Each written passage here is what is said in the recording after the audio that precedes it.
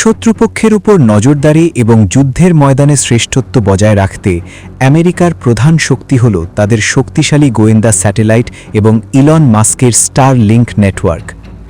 এতদিন মহাকাশভিত্তিক এই প্রযুক্তির কোনো কার্যকর জবাব চীন বা রাশিয়ার কাছে ছিল না, তবে এবার দৃশ্যপট বদলে দেওয়ার ঘোষণা দিয়েছে বেইজিং।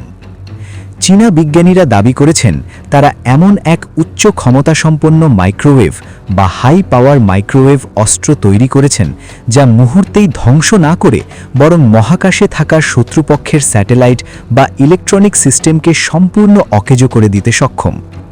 চীনের শানজি প্রদেশের শিয়ানে অবস্থিত north West institute of nuclear টেকনোলজিতে এই মারণাস্ত্রটি তৈরি হয়েছে।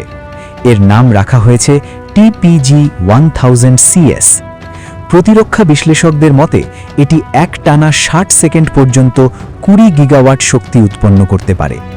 এটি মূলত লো আর্থ অরবিট বা পৃথিবীর নিম্ন কক্ষপথে থাকা স্টারলিংকের মতো স্যাটেলাইট নেটওয়ার্ককে লক্ষ্য করে ডিজাইন করা হয়েছে।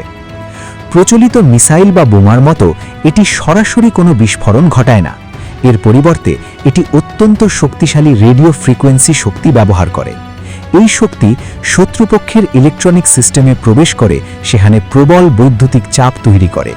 এতে স্যাটেলাইট, রাডার বা কমান্ড নেটওয়ার্কের অভ্যন্তরীণ সার্কিটগুলো পুড়ে যায় বা অকেজো হয়ে পড়ে। প্রতিরক্ষা বিশ্লেষকরা বলছেন চীনের এই উদ্ভাবন তাদের নতুন সামরিক কৌশল সিস্টেম ডিস্ট্রাকশন ওয়ারফেয়ারের অংশ। এর মূল লক্ষ্য হল যুদ্ধের শুরুতেই সরাসরি আক্রমণ না করে শত্রুর যোগাযোগ ব্যবস্থা, নজরদারি এবং ন্যাভিগেশন নেটওয়ার্ককে পঙ্গু করে দেওয়া। এই ডিভাইসটি আকারে ছোট হওয়ায় এটি ট্রাক, জাহাজ এমনকি যুদ্ধ বিমানেও মোতায়েন করা সম্ভব। চীনের এই মাইক্রোওয়েভ অস্ত্র মহাকাশ যুদ্ধের ইতিহাসে এক নতুন যুগের সূচনা করল।